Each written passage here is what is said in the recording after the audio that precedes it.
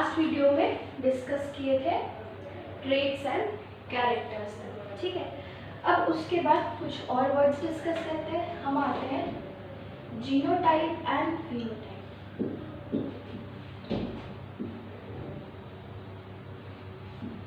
ठीक है,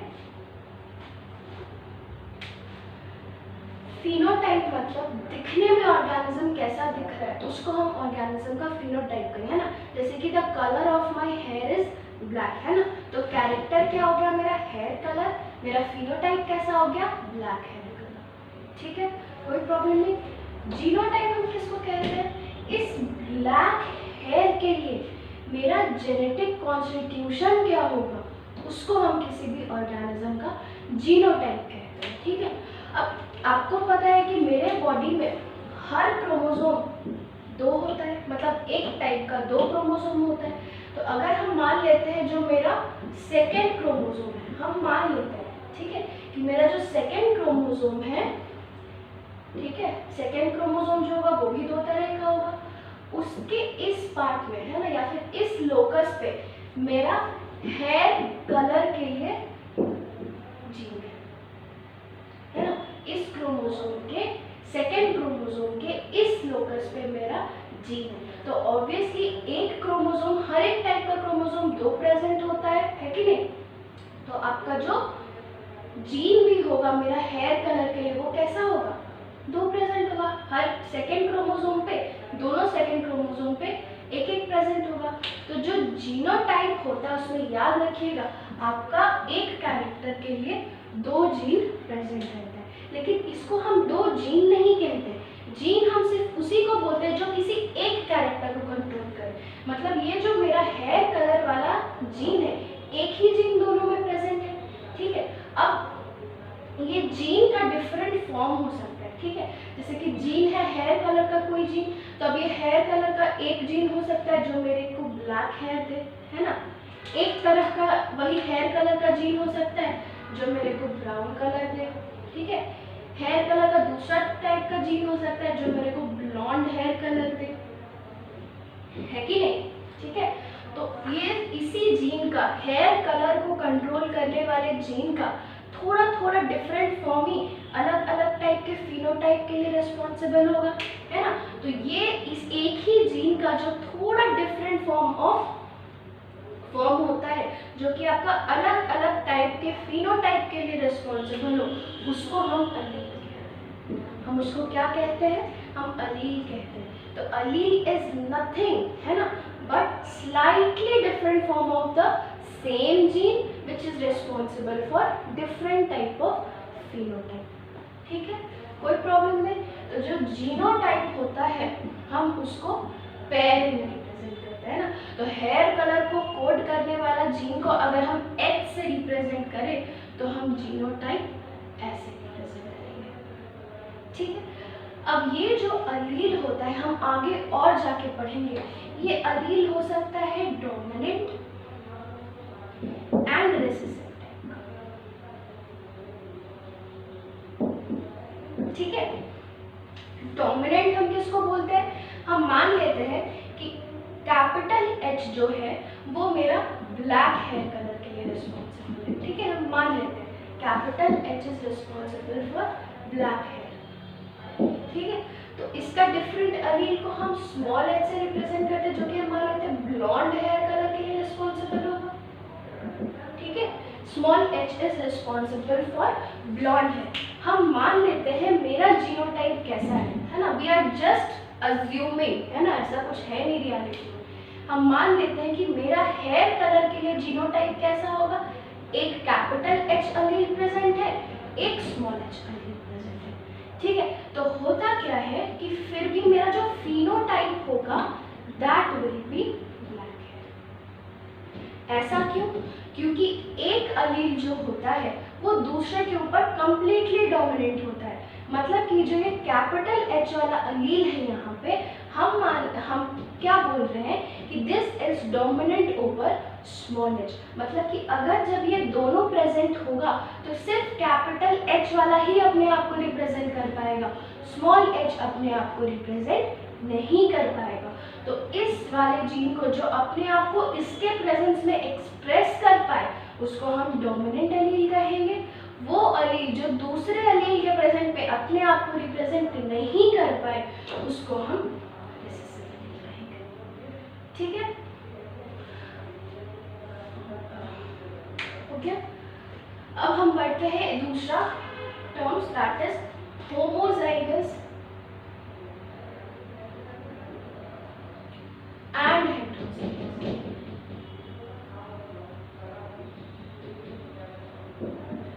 ठीक है, होमोजाइगस एंड हेटेरोजाइगस। होमोजाइगस हम तब कहेंगे जब मेरा ये जो दो अलील किसी भी ऑर्गेनिज्म में प्रेजेंट होता है वो दोनों का दोनों अलील सेम हो। जैसे कि होमोजाइगस हम कब बोलेंगे, या फिर दोनों कैपिटल एच हो, या फिर दोनों स्मॉल एच हो, है ना, तब हम इसको क्या कहेंगे, होमोजाइगस कहेंगे, है ना। और हेटेरोजाइगस कब कहेंगे, जब एक अलील कैपिटल एच हो, दूसरा अलील स्मॉल एच हो, मतलब कि दोनों अलील एक जैसा नहीं हो, अलग अलग हो। इस कंडीशन को हम क्या कहेंगे, हेटेरोजाइगस कहेंगे। ठीक है,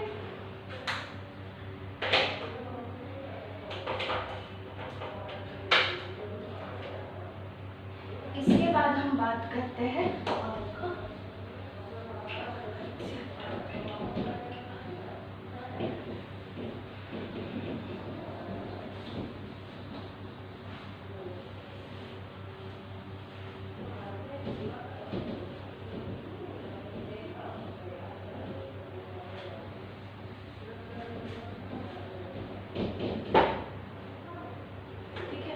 हम बात करते हैं true breeding plants, true breeding या फिर प्योर लाइन प्लांट्स। ठीक है, तो आपका एनसीईआरटी ट्रू ब्रीडिंग को कैसे डिफाइन करता है।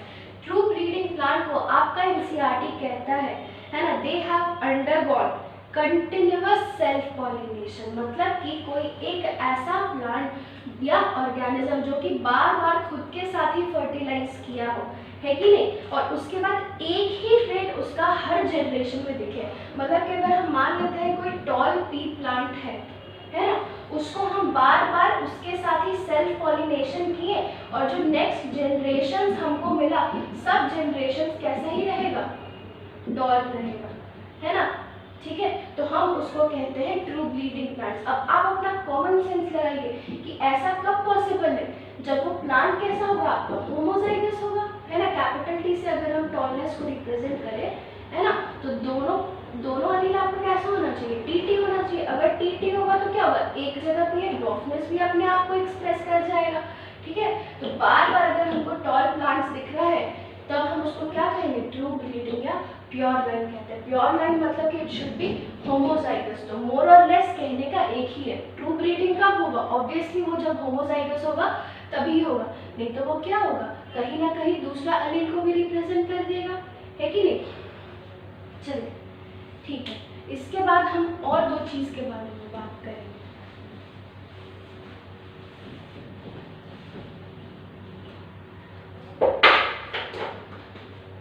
है ना, हम बात करेंगे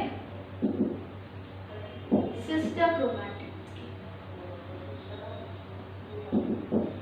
ठीक है, हम आपको बताए थे एक क्रोमोसोम के पास दो क्रोमैटिड होगा, है ना, this is one chromatid, this is another chromatid, है ना।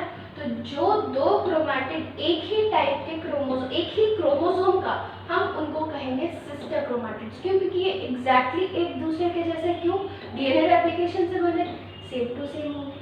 ठीक है, अब हम मान लेते हैं कि इसका जो पैर वाला क्रोमोसोम होगा, है ना, नेक्स्ट पैर, ठीक है, ये भी सेम टू सेम होगा इसके जैसा। बस डिफरेंस क्या हो सकता है, समझिए डिफरेंस क्या हो सकता है। मान लेते हैं इस जगह, है ना, हेयर कलर को रिप्रेजेंट करने वाला जीन है, ठीक है, इसके पास जीन है कैपिटल एच, इसके पास कौन सा अलील हो गया, कैपिटल एच, है ना। तो यहाँ पे अगर हेयर कलर को कोड करने वाला जीन है तो यहाँ पे भी कौन सा जीन होगा, हेयर कलर को कोड करने वाला ये जीन होगा, इस क्रोमोसोम में भी। ठीक है, अब ये दोनों तो आइडेंटिकल होगा, क्यों, because these both are sister chromatids, है ना, क्यों? क्योंकि एक ही डीएनए रिप्लिकेट करके 2 स्ट्रैंड्स बनाया है। लेकिन ये वाला जो क्रोमोसोम है, ये और ये क्रोमोसोम है same, these are homologous chromosomes, है ना, ये क्रोमोसोम्स है सेम, लेकिन हम मान लेते हैं इसमें अलील एच, स्मॉल एच प्रेजेंट है, ठीक है। अब ये दोनों है सेम पेयर का क्रोमोसोम, लेकिन ये दोनों सिस्टर क्रोमैटिड्स है, और ये जो दो अलग अलग क्रोमोसोम का होगा, इन दोनों को हम कहेंगे नॉन सिस्टर क्रोमैटिड्स, है ना, they are non sister chromatids. क्यों? क्योंकि ये दोनों अलग अलग क्रोमोसोम के हैं, ठीक है। हम आपको होमोलोगस और हेटेरोलोगस बताना भूल गए, होमोलोगस क्रोमोसोम्स एंड हेटेरोलोगस क्रोमोसोम्स, ठीक है। होमोलोगस क्रोमोसोम हम किसको बोलते हैं? मान लेते हैं मेरा फर्स्ट क्रोमोसोम जो है ना, फर्स्ट क्रोमोसोम, उसका दो क्रोमोसोम होगा, मतलब एक पैर होगा, तो वो दोनों क्रोमोसोम को हम होमोलोगस क्रोमोसोम बोलेंगे। तो यहाँ पे अगर ये दोनों क्रोमोसोम सेम है तो हम इनको क्या बोलेंगे? These both are homologous chromosome. Heterologous का बोलेंगे फर्स्ट क्रोमोसोम और सेकेंड क्रोमोसोम, या सेकेंड क्रोमोसोम थर्ड क्रोमोसोम, या थर्ड क्रोमोसोम और 23rd क्रोमोसोम, है कि नहीं? जब दोनों क्रोमोसोम सेम वाला होगा, है ना, जो एक ही पैर का होगा, उसको हम होमोलोगस क्रोमोसोम्स कहते हैं ना। और अगर अलग अलग पैर का हम कोई दो अलग तरह का क्रोमोसोम देखेंगे तो उसको हम हेटेरोलोगस क्रोमोसोम कहते हैं, ठीक है। तो नॉन सिस्टर या क्रोमैटिड, सिस्टर क्रोमैटिड्स आपको किसमें मिलेगा? होमोलोगस क्रोमोसोम में मिलेगा, है ना। एक ही क्रोमोसोम के दो क्रोमैटिड्स को हम सिस्टर क्रोमैटिड्स कहेंगे, और अगर दो होमोलोगस क्रोमोसोम हम ले लें तो वो दो होमोलोगस क्रोमोसोम को, ये क्रोमैटिड्स को हम नॉन सिस्टर कहेंगे। नॉन सिस्टर क्यों कहेंगे? अलील डिफरेंट हो सकता है इनका, जीन सेम होगा क्योंकि सेम क्रोमोसोम है, लेकिन अलील इनका डिफरेंट हो सकता है, ठीक।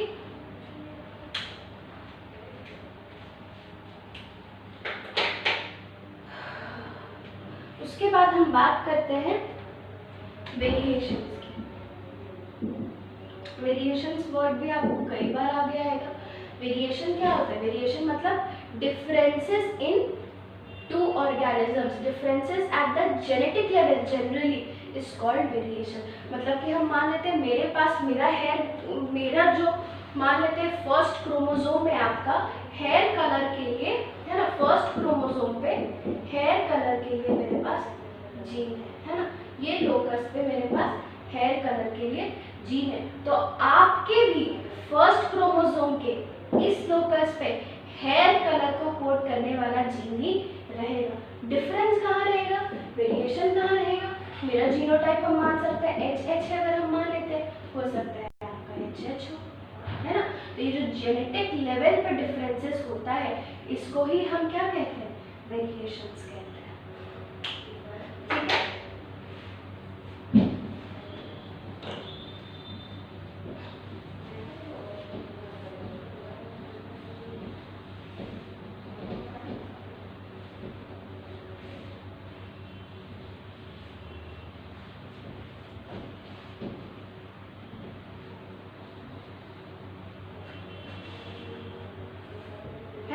अब हम आते हैं लॉज ऑफ इनहेरिटेंस के ऊपर।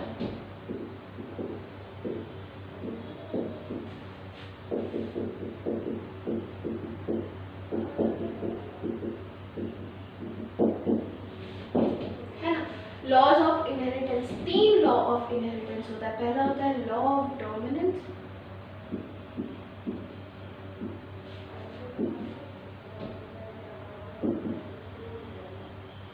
दूसरा होता है लॉ ऑफ सेग्रीगेशन,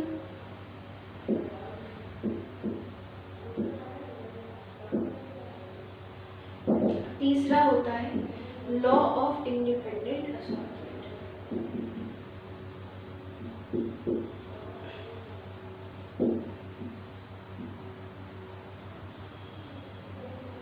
ठीक, ये तीनों आपके दिए थे जॉर्ज ग्रेगर मेंडल, है ना। फुल नेम याद रखने की जरूरत नहीं है, बस आप मेंडल याद रखिए, है ना।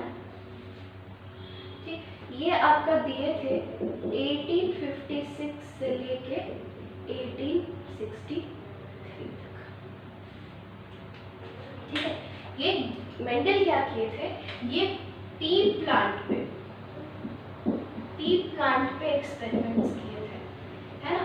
पी प्लांट पे एक्सपेरिमेंट्स करके ये 3 लॉ ऑफ इनहेरिटेंस दिए थे, मतलब कैरेक्टर, कोई एक कैरेक्टर पेरेंट से ऑफस्प्रिंग तक कैसे जाता है, इसका 3 लॉ ये पी प्लांट पे उस टाइम पे ये एक्सपेरिमेंट करके दिए थे। याद रखिएगा, ये डेट्स इंपॉर्टेंट है आपका इस चैप्टर, इस यूनिट का। इनफैक्ट जो भी डेट्स आपका है वो नीट पॉइंट ऑफ व्यू से काफ़ी इंपॉर्टेंट है, ठीक है। अब पी प्लांट में, है ना, वो 7 कैरेक्टर्स लिए थे, है ना, 7 कैरेक्टर्स चूज किए थे, मतलब ट्रेट कितना हो गया, 14 ट्रेट वो चूज किए थे, या फिर 14 प्योर लाइन प्लांट्स, है ना, या फिर 14 ट्रू ब्रीडिंग प्लांट्स को वो यूज किए थे, है ना। मतलब कि वो अलग अलग तरह का 7 कैरेक्टर्स लिए और हर कैरेक्टर का 2 टाइप का ट्रेट लिए, है ना। जैसे कि हमको पता है पी का सबसे कॉमन क्या है, toll P plant and dwarf P plant, है ना। तो उसका हाइट हो गया एक कैरेक्टर, ट्रेट क्या हो गया, टॉलनेस एंड ड्वार्फनेस, ठीक है। तो अलग अलग तरह का ऐसा 14 प्लांट लिए होंगे। एक पी प्लांट कैसा होगा, जो कि टॉल होगा, दूसरा पी प्लांट स्मॉल होगा। तो ऐसे 7 कैरेक्टर लिए थे, तो 7 कैरेक्टर हम देख लेते हैं।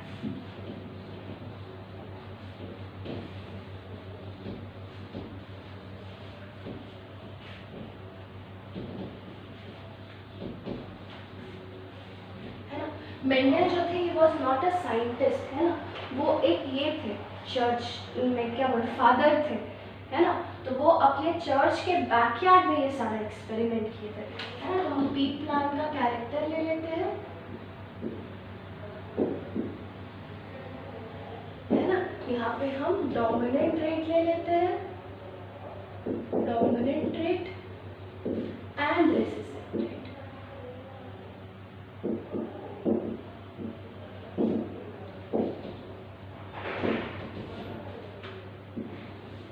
ठीक है। पहला सबसे कॉमन जो है वो क्या है, सबसे common is height of the height of तो इसका डोमिनेंट क्या हो जाएगा, डोमिनेंट विल बी टॉल में टॉलनेस, मतलब टॉल आपका कैरेक्टर डोमिनेंट रहेगा, ड्वार्फ विल बी रिसेसिव, ठीक है। नेक्स्ट हम आते हैं फ्लावर कलर, फ्लावर का कलर, है ना। तो dominant trait will be violet and recessive trait will be white, ठीक। नेक्स्ट हम आते हैं आपका सीड कलर, सीड कलर आपका हो जाएगा डोमिनेंट येलो, है ना, और रिसेसिव हो जाएगा ग्रीन, ना। मटर का दाना आपको पता है येलो एंड ग्रीन कलर का आता है, येलो वन इज डोमिनेंट, ठीक है। नेक्स्ट आते हैं सीड शेप, सीड शेप आपका क्या हो जाएगा, round and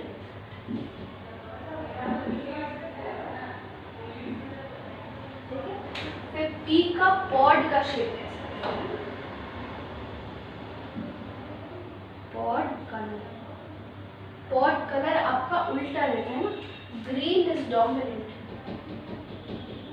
while yellow is recessive, है ना। Then it is sixth, it is pod shape, pod shape जो होता है, शेप में समझते हैं ना कैसा रहता है, इन्फ्लेटेड या फुल। देखिए मटर का जो आता है, मटर वो आपका बहुत जो जनरली रहता है ऐसे फूला हुआ रहता है, पर कुछ कुछ जो रहता है जो एकदम बीच से ऐसे सटा हुआ रहता है, दैट इज कंस्ट्रिक्टेड, है ना। तो पॉड शेप में डोमिनेंट इज फुल या फिर इन्फ्लेटेड, ठीक है। नेक्स्ट इज कंस्ट्रिक्टेड, ठीक है। लास्ट जो कैरेक्टर है आपका यहाँ पे लिख देते हैं, है ना। Your last character is flower position, flower का पोजीशन कहाँ पे होता है ना, तो याद रखिएगा एक्सियल, एक्सिला समझते हैं, एक्सिला मतलब किसी दो के बीच में एंगल पे जो होता है उसको एक्सिला कहते हैं ना। अगर हम मान लेते हैं ये स्टेम है ना, ये आपका ब्रांच निकल रहा है या लीफ निकल रहा है, तो आपका जो फ्लावर प्रेजेंट होगा, आपका फ्लावर यहाँ प्रेजेंट होगा, this is the green one is the flower, आपका फ्लावर यहाँ प्रेजेंट रहेगा, है ना, flower will be like this, ठीक है। This is called as axial, मतलब इसके बीच में एंगल बन रहा है, इस एंगल में आपका फ्लावर प्रेजेंट रहेगा। दूसरा होता है टर्मिनल, टर्मिनल मतलब टर्मिनल एंड पे प्रेजेंट रहेगा, जैसे कि ये आपका एंड है ब्रांच का, यहाँ पे आपका फ्लावर प्रेजेंट रहेगा, this is called as terminal, है ना। तो आपका flower position axial will be dominant and terminal will be recessive, ठीक। तो आप देखिए पी प्लांट का कैरेक्टर्स कितना हम चूज किए, 7 कैरेक्टर चूज किए, है ना। ट्रेट मिला के कितना हो गया, 14 ट्रेट हो गया ना, 14 ट्रेट्स। तो हर तरह का एक प्लांट होगा, टॉल पी प्लांट एक होगा, ड्वार्फ एक होगा, वायलेट एक प्योर लाइन होगा, व्हाइट एक प्योर लाइन होगा, येलो एक प्योर लाइन होगा, ग्रीन एक प्योर लाइन होगा। तो प्लांट्स में कितना हो गया आपका 14 ट्रू ब्रीडिंग या फिर 14 प्योर लाइन्स हम लोग यूज किए थे, ठीक है। तो प्योर लाइन आपका कितना हो जाएगा, हम लोग 14 प्योर लाइन प्लांट्स यूज किए थे, है ना, प्योर लाइन प्लांट्स 14 था, ठीक है। कैरेक्टर्स कितना हम लोग लिए थे, कैरेक्टर्स वाज 7, है ना, एंड रेट कितना हम लिए, है ना। आपका इंट्रोडक्टरी पार्ट खत्म हो चुका है। नेक्स्ट से हम लोग स्टार्ट करेंगे मेंडल का ये mono hybrid cross and dihybrid cross.